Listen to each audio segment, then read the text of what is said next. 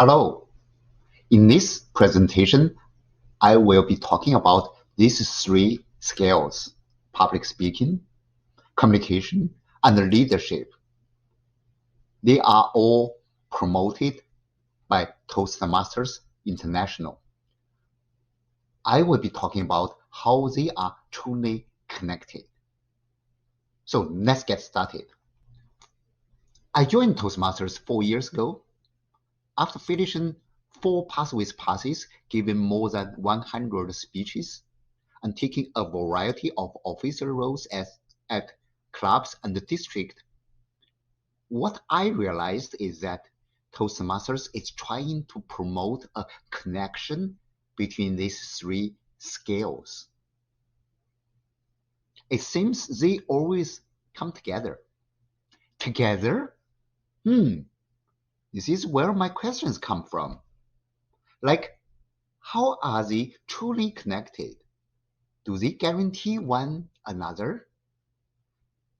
Or let's say, if I am a good public speaker, then am I a good communicator already? Am I a good leader already? Is this sequence legitimate? With these questions, I dived into my Toastmasters practices, trying to illustrate the relationship between these three skills. Thankfully, Toastmasters is the best place for this kind of research. So I made this chart. It shows 2 points. Number one, when it comes to the traveling of a single message, speaking is a one-way traffic, while communication is 2 ways. What about leadership? Well, leadership has many 2-way traffics. So what are the circles in the chart of the leadership, like these circles? They are the many qualities that are far beyond the traveling of the messages. To name some of them, the leader's integrity, responsibility, vision, intelligence, perseverance, etc., etc. Secondly, public speaking is just a basic element in the leadership, very basic.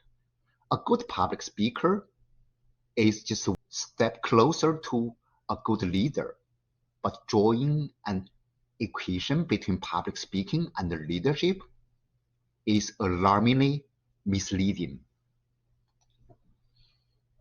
Let's move on.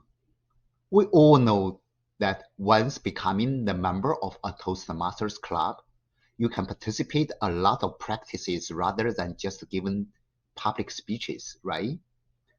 These practices are the best way to observe the relationship between these three skills. So here are some of my observations. I've seen some officers stay up the whole night to prepare for a speech. They just love public speaking. Nothing wrong about that. And they are not born lazy, are they? But here is the thing. They wouldn't bother to fulfill their basic officer duties for their clubs. In the end, a great speech is delivered. The audience is truly influenced. But are they great leaders on the stage? Some great speakers are so eloquent on the stage, but they have zero communication after the speech. Let's move on. Meanwhile, there are some members and officers in the clubs. They are not necessarily the good speakers, nor do they sometimes even have the officers' titles. But they have great communication with their fellow members. They serve the clubs with their hearts. They influence the club and the members in such a positive way that in fact, they are the true leaders of the clubs. These functions have got me excited.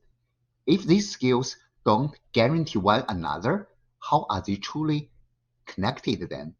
I dived deeper into my observations, trying to find the intersections between these three scales.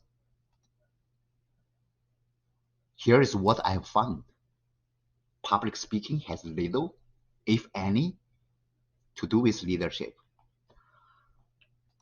I went further to make 3 circles to represent the 3 scales in 2 numbers.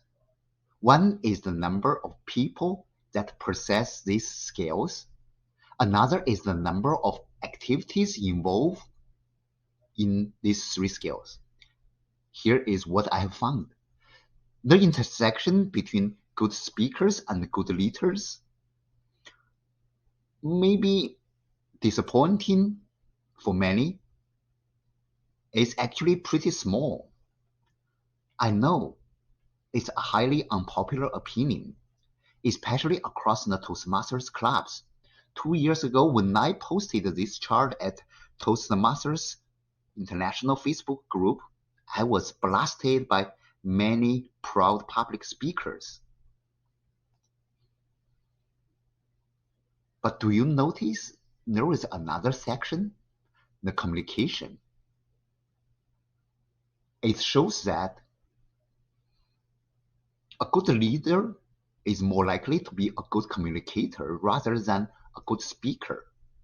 This is in line with a common sense that we all know that says communication is vital. For example, a leader might be able to lead the team successfully even though she is not necessarily a good public speaker, but she has no chance to survive whatsoever with a poor communication. Now, let me share with you the benefits that I have got from these findings. I hope you can benefit from them too. Firstly, research shows that 73% of global population has the fear of public speaking. I am one of them. The practice of public speaking helps me slay the dragon. Like this picture. This man on the horseback is for sure a great soldier. But is he a great general? A great commander? Well, this question is almost irrelevant to this picture. Secondly, a good public speaker is in possession of good leadership skills. Is it true or false? Well, the vice versa might be true, but this claim is simply delusional.